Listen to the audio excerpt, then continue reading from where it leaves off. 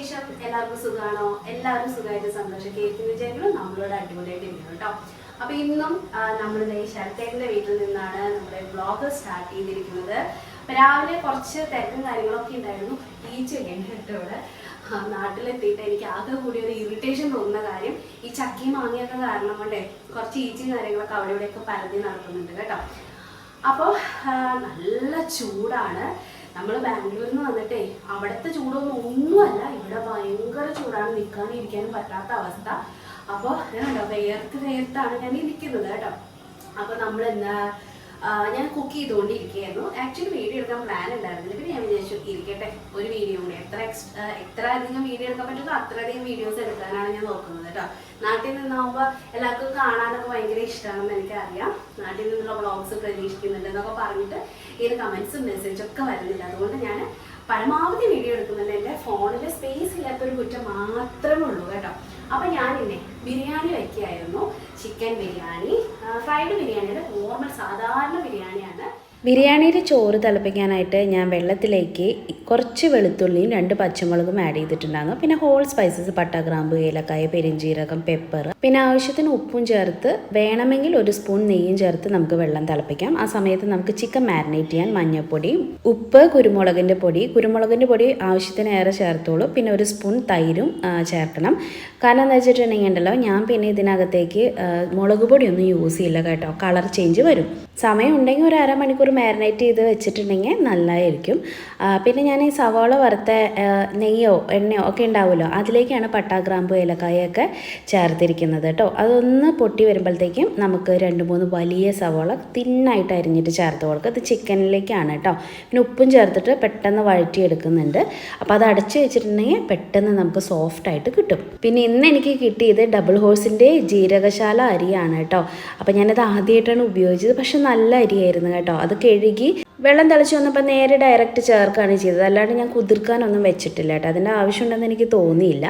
അപ്പോൾ ഞാൻ അങ്ങനെ അരി ചേർത്ത് അതങ്ങനെ വേവിച്ചെടുക്കുകയാണ്. അപ്പോൾ ദേ ഇവിടെ സവാളയൊക്കെ സോഫ്റ്റായിട്ട് വന്നിട്ടുണ്ട്. ഒട്ടും കരിയാൻ പാടില്ല, എന്നാൽ ലൈറ്റായിട്ടൊരു ബ്രൗൺ കളർ വരെ വേണം. ഈ സമയത്ത് കുറച്ചേറെ വെളുത്തുള്ളി, ഇഞ്ചി, പച്ചമുളകും കൂടി ചതച്ചെടുത്തത് ചേർത്ത് കൊടുക്കും. ഒരു 2-3 ടേബിൾ സ്പൂൺ കാണും കേട്ടോ. അപ്പോൾ അതൊന്ന് വഴന്ന് വരുന്ന സമയത്ത് നമുക്ക് റൈസിലേക്ക് ഒരു പാതി വേവായി കാണും. അതിലേക്ക് റോസ് വാട്ടറും ഒരു പാതി ലെമണും നമുക്കിങ്ങനെ സ്ക്വീസ് ചെയ്തിട്ട് ഇതിലേക്ക് ഒഴിച്ചു കൊടുക്കാം. അപ്പോൾ അരിയൊക്കെ ഒട്ടി പിടിക്കാണ്ടിരിക്കാനൊക്കെ ഹെൽപ്ഫുള്ളായിരിക്കും. എന്നിട്ട് ഒരു 90-95% വേവിച്ചെടുത്തോ, അതായിരിക്കും നല്ലത്. ഒരുപാട് നേരം ദമ്മിടാനായിട്ട് ഞാൻ ഉദ്ദേശിച്ചില്ല, സമയം കുറവായിരുന്നു കേട്ടോ. അപ്പോഴത്തേക്കും ഇതേ സവാളയൊക്കെ നന്നായിട്ട് വഴന്ന് വന്നിട്ടുണ്ട്. ഇതിലേക്ക് ഞാനൊരു തക്കാളി ആഡ് ചെയ്തിട്ട് വഴറ്റിയിട്ടുണ്ടായിരുന്നു കേട്ടോ. 1-2 തക്കാളി ആഡ് ചെയ്തിട്ടുണ്ടായിരുന്നു. കുറച്ച് കുരുമുളകിൻ്റെ പൊടിയും മല്ലിയില, പുതിനയില ഓരോ കൈപ്പൊടിയും കൂടി ഇപ്പോൾ ചേർത്തിട്ടുണ്ട്. എന്നിട്ട് വീണ്ടും നന്നായിട്ടൊന്ന് മിക്സ് ചെയ്ത് ഇതൊക്കെ ഒന്ന് സോഫ്റ്റ് ആവാനായിട്ട് വെയിറ്റ് ചെയ്യാം. ഇപ്പം നമ്മുടെ മസാല ഏറെക്കുറെ റെഡി ആയിട്ടുണ്ട്. ഇനി നമുക്കിതിലേക്ക് ചിക്കൻ മാരിനേറ്റ് ചെയ്ത് വെച്ചത് ആഡ് ചെയ്ത് കൊടുക്കാം. എന്നിട്ട് നന്നായിട്ട് ഇളക്കി യോജിപ്പിക്കുക. കുറച്ച് വെള്ളം, 1 കപ്പോളം വെള്ളം ചേർത്ത് കൊടുക്കുന്നുണ്ട്. എന്നാലാണ് നല്ല സോഫ്റ്റായിട്ട് ചിക്കൻ വെന്ത് കിട്ടുള്ളൂ. ഇനി അടച്ച് വെച്ചിട്ട് നമുക്ക് ചിക്കൻ കുക്ക് ചെയ്തിട്ടെടുക്കാം. ഫ്രൈഡ് ബിരിയാണിയുടെ നോർമൽ സാധാരണ ബിരിയാണിയാണ്. അപ്പോൾ അത് പാതി ചിക്കൻ്റെ കാര്യങ്ങളൊക്കെ ഏകദേശം ആയി. റൈസ് വേവിച്ചൊക്കെ വെച്ചിട്ടുണ്ട്. ഇപ്പം ഞാൻ ഡാഡി ബിരിയാണി കഴിക്കില്ല കേട്ടോ. അപ്പോൾ അത് കാരണം ഡാഡിക്ക് ഒരു വറുത്തരച്ച ചിക്കൻ കറി ഉണ്ടാക്കായിരുന്നു. അപ്പോഴാണ് ഞാൻ വീഡിയോ എടുക്കാമെന്ന് തീരുമാനിച്ചത്. അപ്പോൾ നമുക്ക് വേഗം കാര്യങ്ങളൊക്കെ കണ്ടാലും ഇവിടുത്തെ വിശേഷങ്ങളൊക്കെ നമുക്ക് കാണണ്ടേ. അപ്പോൾ പോരെ, ഇത് വറുത്തരച്ച ചിക്കൻ കറിക്കുള്ള മസാല തയ്യാറാക്കുന്നതാണ് കേട്ടോ, വറുത്തരയ്ക്കാൻ വേണ്ടിയിട്ട്. അപ്പോൾ ഇതിനകത്ത് ഞാൻ കുറച്ച് തേങ്ങ, ചെറിയുള്ളി, വെളുത്തുള്ളി, പിന്നെ ഇഞ്ചി, പിന്നെ എല്ലാ ഗരം മസാല, അതായത് പട്ട, ഗ്രാമ്പു, ഏലക്കായ, പെരിഞ്ജീരകം, കുറച്ച് ജീരകം, കുറച്ച് കുരുമുളക്, അങ്ങനെ എല്ലാ സാധനങ്ങളും ചേർത്തിട്ട് ഇങ്ങനെ വഴറ്റിയെടുക്കുകയാണ് കേട്ടോ. വഴറ്റിയെടുക്കല്ല, നമ്മൾ വറുത്തെടുക്കുകയാണ് തേങ്ങ ചെയ്യുന്നത്. പിന്നെ മല്ലിയും മുളകും ഒക്കെ മുഴുത്തോടെ ഉണ്ടെങ്കിൽ അതും ചേർത്ത് കൊടുക്കുക. പക്ഷെ ഞാനിവിടെ പൊടികളാണ്, മല്ലിപ്പൊടി, മുളക് പൊടിയും ചേർക്കുന്നത്. അത് ലാസ്റ്റ് ചേർക്കണമല്ലോ, പൊടിയായ കാരണം കൊണ്ട്.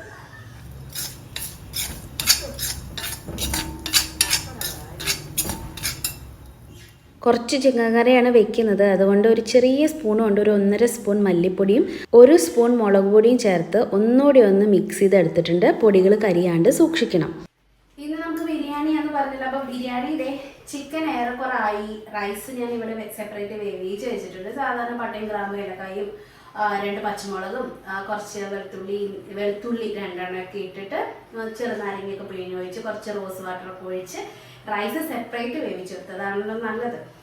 പിന്നെ ഇത് ചിക്കനാണ്. ചിക്കൻ ഞാൻ വെറുതെ മഞ്ഞൾപ്പൊടിയും കുരുമുളകും ഉപ്പും പിന്നെ ഇച്ചിരി 1 സ്പൂൺ തൈര് ഒഴിച്ചിട്ട് ഒരു അരമണിക്കൂർ ഇങ്ങനെ മാരിനേറ്റ് ചെയ്ത് വെച്ചിട്ടുണ്ടായിരുന്നു.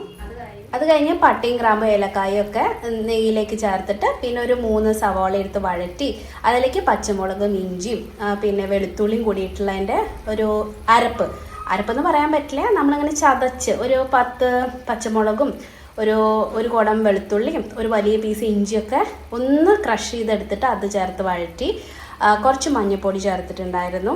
അത് കഴിഞ്ഞ് ഒരു 2 തക്കാളി ചേർത്ത് വഴറ്റി പിന്നെ കുറച്ച് മല്ലിയിലയും പുതിനയിലയും ചേർത്ത് വഴറ്റി അത് കഴിഞ്ഞിട്ടാണ് പിന്നെ ചിക്കൻ നമ്മൾ മാരിനേറ്റ് ചെയ്ത് വെച്ചത് ആഡ് ചെയ്തത് കേട്ടോ. എന്നിട്ട് ഇതേ ചിക്കൻ ഇങ്ങനെ ആക്കി എടുത്തിട്ടുണ്ട്.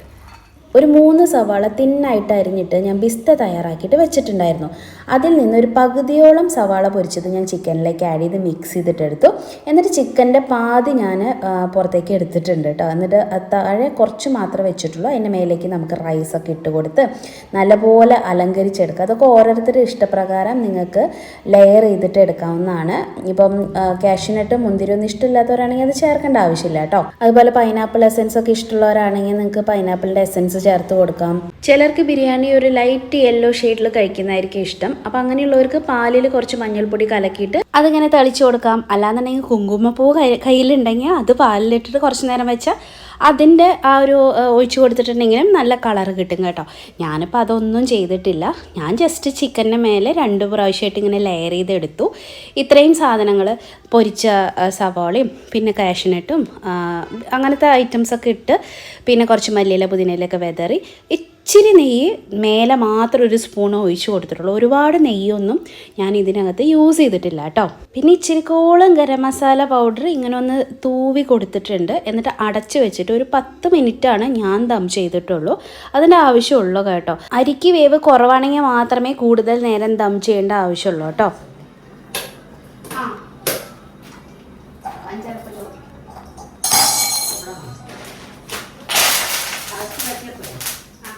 പിന്നെ ദം ചെയ്യുന്ന സമയത്ത് എന്തെങ്കിലും കട്ടിയുള്ള സാധനങ്ങൾ ഉണ്ടെങ്കിൽ ആ മൂടിയുടെ പുറത്ത് വെക്കുന്നത് നല്ലതായിരിക്കും. ഞാനൊരു ഇടിക്കല്ലൊക്കെ വെച്ചിട്ടുണ്ടായിരുന്നു. പിന്നെ അതേ സവാള ഞാൻ വെളിച്ചെണ്ണയിലേക്ക് ഇട്ട് കൊടുക്കുന്നത് നമ്മുടെ വറുത്തരച്ച ചിക്കൻ കറിയുടെ മസാലയ്ക്ക് വേണ്ടിയിട്ടാണ്. അത് ഒരു 1.5 സവാള മറ്റോ ഉണ്ടായിരുന്നത് കേട്ടോ. അതിൽ ഇച്ചിരി ഉപ്പും ചേർത്ത് വഴറ്റിയെടുക്കുമായിരുന്നു.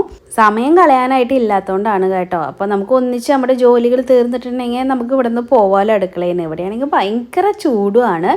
ഞാൻ ആ അടുക്കളയിൽ നിന്ന് വെന്തുരുകുമായിരുന്നു. ഇത്രയും ചൂട് കേരളത്തിലുണ്ട് എന്നുള്ളത് ഇവിടെ വന്ന് ഇന്നിപ്പോൾ ഒരു 10 ദിവസം കഴിഞ്ഞപ്പോഴാണ് എനിക്ക് മനസ്സിലായത് കേട്ടോ. അത്രയും ചൂടാണ്. അപ്പോൾ പെട്ടെന്ന് പണി തീർക്കട്ടെ എന്ന് തന്നെയാണ് ഞാനും വിചാരിച്ചത് കേട്ടോ.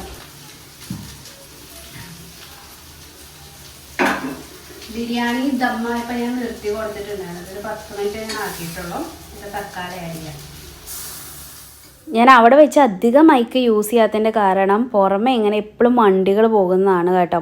അപ്പോൾ തക്കാളിയും കൂടി വഴന്ന് വന്നപ്പോഴത്തേക്കും ഞാൻ ചിക്കൻ മാരിനേറ്റ് ചെയ്തെന്നൊന്നും പറയാനില്ല. ഇച്ചിരി മഞ്ഞൾപ്പൊടിയും ഉപ്പും കുരുമുളകിൻ്റെ പൊടിയും മാത്രമേ ഇട്ടിട്ടുണ്ടായിരുന്നുള്ളൂ. അത് അതിലേക്ക് ആഡ് ചെയ്ത് കൊടുത്തു. പിന്നെ നമ്മൾ നേരത്തെ അരച്ചെടുത്തിട്ടുണ്ടായിരുന്നില്ലേ തേങ്ങയുടെ മിശ്രിതം, അപ്പോൾ അതും കൂടിയും ഇതിലേക്ക് ആഡ് ചെയ്ത് നന്നായിട്ട് മിക്സ് ചെയ്ത് ചിക്കൻ വേവാനായിട്ട് വെച്ചു.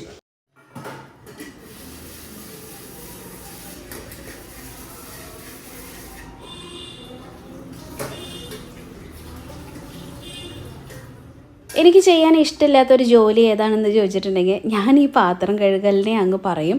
എനിക്ക് ഒട്ടും ഇഷ്ടമില്ലാത്ത കാര്യമാണ് കേട്ടോ പാത്രം കഴുകൽ. കുറച്ചൊക്കെ ആണെങ്കിൽ ഞാൻ ഓക്കെയാണ്.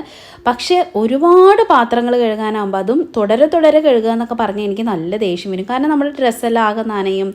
പിന്നെ ഇങ്ങനെ പുറം കുഞ്ഞ് നിന്നിട്ടൊക്കെ കഴുകണ്ടേ, അതൊക്കെ എനിക്ക് വലിയ മെനക്കെടാണ് കേട്ടോ. അപ്പോൾ ഇവിടെയാണെങ്കിൽ നല്ല പോലെ പാത്രം കഴുകാനായിട്ടുണ്ട്. എത്ര കഴുകിയാലും തീരാത്തത്ര പാത്രങ്ങളും ഉണ്ടായിരുന്നു. അപ്പോൾ ഞാൻ ഈ ജോലിക്കിടയ്ക്ക് അതും കൂടിയും ചെയ്ത് തീർത്തു. പിന്നെ ഇതിവിടെ കിണറിൻ്റെ മേലേക്കാണ് പാത്രം ഇങ്ങനെ ഉണക്കാനായിട്ട് വെക്കുന്നത് കേട്ടോ. പിന്നെ അല്ലാന്നുണ്ടെങ്കിൽ കൊട്ടയെടുത്ത് കൊണ്ടുപോയി മുറ്റത്ത് വയ്ക്കും വെയിലത്ത്. അങ്ങനെയൊക്കെയാണ് ഇവിടുത്തെ ഒരു രീതി.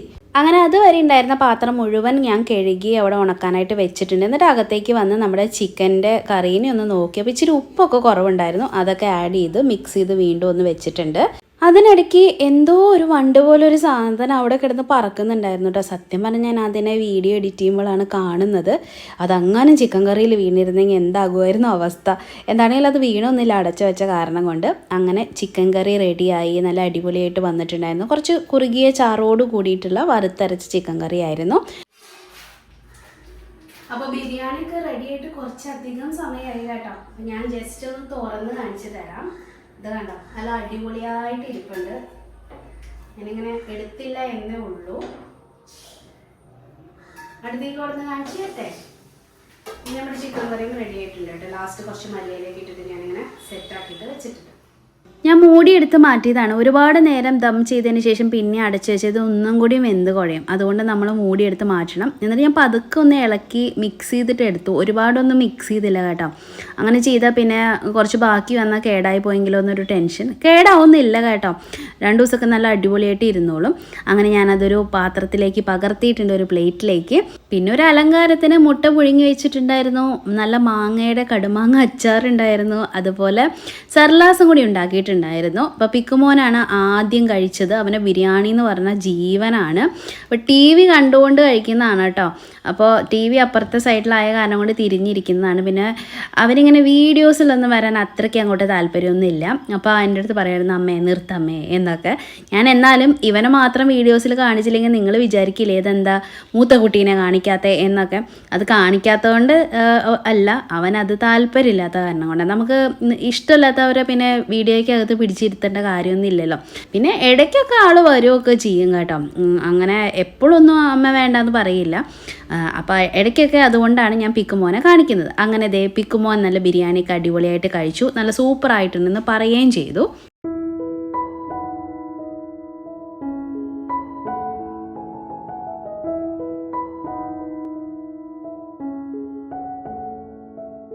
ഒരു ഉച്ചര നേരത്ത് ഞങ്ങളുടെ എൻ്റർടൈൻമെൻറ്റ് നിങ്ങൾക്ക് കാണണ്ടേ. ഇത് തന്നെയായിരുന്നു ഞങ്ങൾക്ക് പണി. വേറൊരു പണിയില്ലാത്ത സമയത്ത് എന്തെങ്കിലുമൊക്കെ പണികൾ വേണമല്ലോ എന്ന് വിചാരിച്ചിട്ട് ഞങ്ങൾ മുറ്റത്തൊരു മാവ് നിൽപ്പുണ്ട്. നല്ല മൂവാണ്ട മാങ്ങയാണ്. അപ്പോൾ അതിൽ കുറേ മാങ്ങ അങ്ങ് ആകാശത്താണ് നിൽക്കുന്നത്, താഴെയൊന്നും ഇല്ല കേട്ടോ. അപ്പോൾ ഇത് പൊട്ടിക്കാനായിട്ട് ഭയങ്കര ടാസ്ക് ആയിരുന്നു. അപ്പോൾ ഞങ്ങൾ വീട്ടിലുള്ള എല്ലാവരും കുടുംബസമേതം ഇറങ്ങിയിരിക്കുകയാണ് അത് പൊട്ടിക്കാൻ വേണ്ടിയിട്ട്. എനിക്ക് ആകെ ഒരു പ്രാർത്ഥന മാത്രമേ ഉണ്ടായിരുന്നുള്ളൂ, നെറുന്തലയിലേക്ക് മാങ്ങ വീണ് ചാവരുതേ എന്ന്. അതുകൊണ്ടാണ് ഞാൻ ഈ എൻ്റെ നെറുന്തലയിൽ കൈയൊക്കെ വെച്ചുകൊണ്ട് മാങ്ങ പൊട്ടിക്കാനായിട്ട് നിൽക്കുന്നത് കേട്ടോ.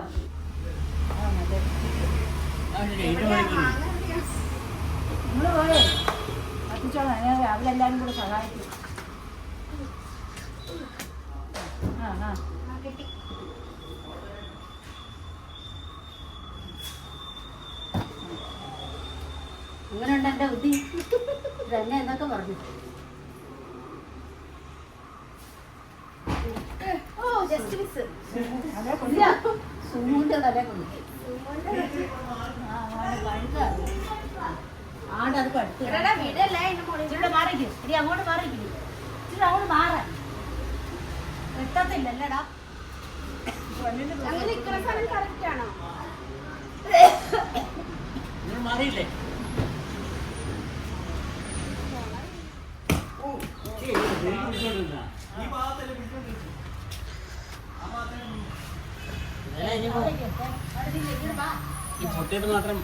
എല്ലാ ഭാഗത്താണോ?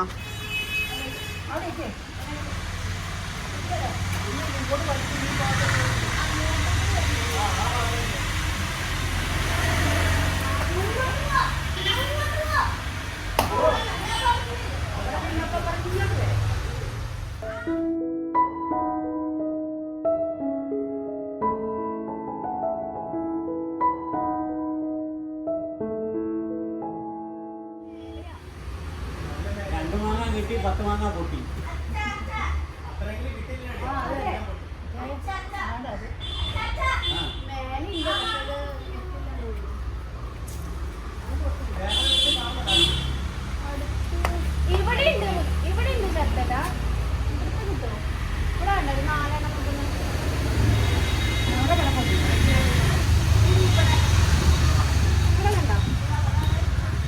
ഒരു മിനിറ്റ് പോരാ.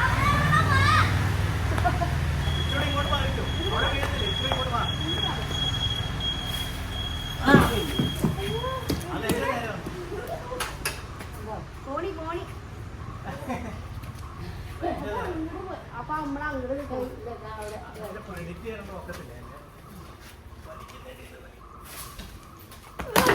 പിന്നെ അയ്യോ അത് പറയാതെ പറിക്കുന്നേ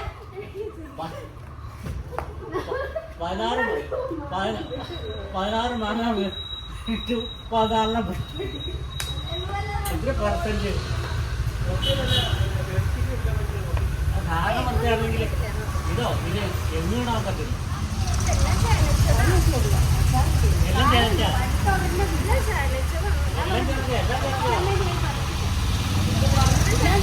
മുളകും കൂട്ടി തിന്നാ അടിപൊളിയായിരിക്കും.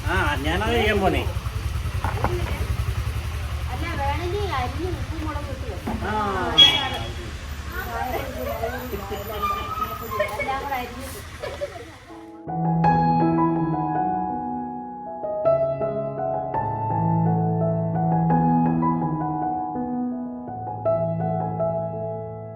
മാങ്ങ കിട്ടിയില്ലേ എന്നുള്ളതൊന്നല്ല കേട്ടോ. എല്ലാവരും കൂടിയിട്ട് ഇങ്ങനെ ഓരോന്നൊക്കെ ചെയ്യുമ്പോഴത്തേക്കും ഭയങ്കര രസമാണ്. കുറേ ചിരിക്കാനുള്ള വകയ്ക്കൊക്കെ ഉണ്ടായിരുന്നു. അവസാനം ഞങ്ങൾ തോറ്റു തുന്നാൻ പാടി കിട്ടിയ മാങ്ങയും കൊണ്ട് തൃപ്തിപ്പെട്ട് അവിടെ ഇവിടെയൊക്കെ ഇരിക്കുമായിരുന്നു എല്ലാവർക്കും ഇത് ഇടിച്ചും ചതച്ചൊക്കെ ഉപ്പും മുളകൊക്കെ കൂട്ടി തിന്നാനായിരുന്നു പ്ലാനും ഇഷ്ടവും. പിന്നെ കിട്ടിയതിൽ കുറച്ച് പഴുപ്പിക്കണം എന്നും ഉണ്ടായിരുന്നു കേട്ടോ. ഡാഡി അപ്പോഴത്തേക്കും പോയിട്ട് കുറച്ച് ഉപ്പൊക്കെ എടുത്തുകൊണ്ട് വന്നു കേട്ടോ, കുത്തി തിന്നാൻ വേണ്ടിയിട്ട്. ഇതൊക്കെ ചെനച്ച മാങ്ങകളാണ്, അതുകൊണ്ട് തന്നെ നല്ല ടേസ്റ്റാണ് കേട്ടോ ഉപ്പും മുളകൊക്കെ കൂട്ടി തിന്നാൻ. ഇനിയിപ്പോൾ ഈ നിലത്ത് വീണ മാങ്ങകൾ എന്താ ചെയ്യുക എന്നൊക്കെ ചോദിച്ചിട്ടുണ്ടെങ്കിൽ നമുക്കത് ഇൻസ്റ്റൻ്റായിട്ട് അച്ചാറാക്കിയിട്ട് ഉപയോഗിക്കാനായിട്ട് പറ്റും. പിന്നെ ഇടയിൽ നല്ല പഴുത്ത മാങ്ങയും നമുക്ക് കിട്ടി. മൂവാണ്ട മാങ്ങയുടെ ടേസ്റ്റ് വേറെ ഒന്നിനുണ്ടെന്ന് ഞാൻ വിശ്വസിക്കുന്നില്ല. പണ്ട് എൻ്റെ വീട്ടിലും നല്ലൊരു മൂവാണ്ട മാങ്ങയുടെ മരം ഉണ്ടായിരുന്നു. അപ്പോൾ അത് കഴിച്ചിട്ടുള്ള ഓർമ്മ എനിക്കുണ്ട് കേട്ടോ. നമുക്ക് നാട്ടിൽ ഏറ്റവും കൂടുതൽ കിട്ടിയിരുന്നത് ആ മാങ്ങയൊക്കെ തന്നെയായിരുന്നു പണ്ട് കാലത്ത്.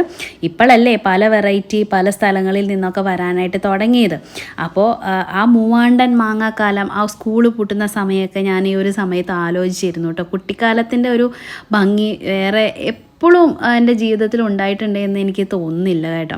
അപ്പോൾ ഇപ്പോൾ ഈ വേനൽക്കാലം, ഈ വേനൽ അവധിക്കൊക്കെ എൻ്റെ മക്കളും നാട്ടിൽ വന്ന് ഇങ്ങനെയുള്ള നല്ല നല്ല മെമ്മറീസ് അവരുടെ ഓർമ്മകളിലേക്ക് ഇങ്ങനെ സ്വരുക്കൂട്ടിക്കൊണ്ടിരിക്കുകയായിരിക്കും. കുറച്ച് വലുതാകുമ്പോൾ അവരുടെ മനസ്സിലേക്ക് ഇതൊക്കെ വരുമായിരിക്കും എന്ന് ഞാൻ വിശ്വസിക്കുന്നു. അപ്പോൾ ഈ ഒരു മെമ്മറീസ് ക്രിയേറ്റ് ചെയ്യാനും അവരുടെ ഗ്രാൻഡ് പാരൻസിൻ്റെ കൂടെ കുറച്ച് ദിവസം സ്പെൻഡ് ചെയ്യാനും ഒക്കെ വേണ്ടിയിട്ടാണ് നമ്മൾ കേരളത്തിലേക്ക് വന്നത് കേട്ടോ. അപ്പോൾ ഇത്രയേ ഉള്ളൂ ഇന്നത്തെ കുഞ്ഞു വ്ളോഗ്. നിങ്ങൾക്ക് എല്ലാവർക്കും ഇഷ്ടപ്പെട്ടെന്ന് കരുതുന്നു.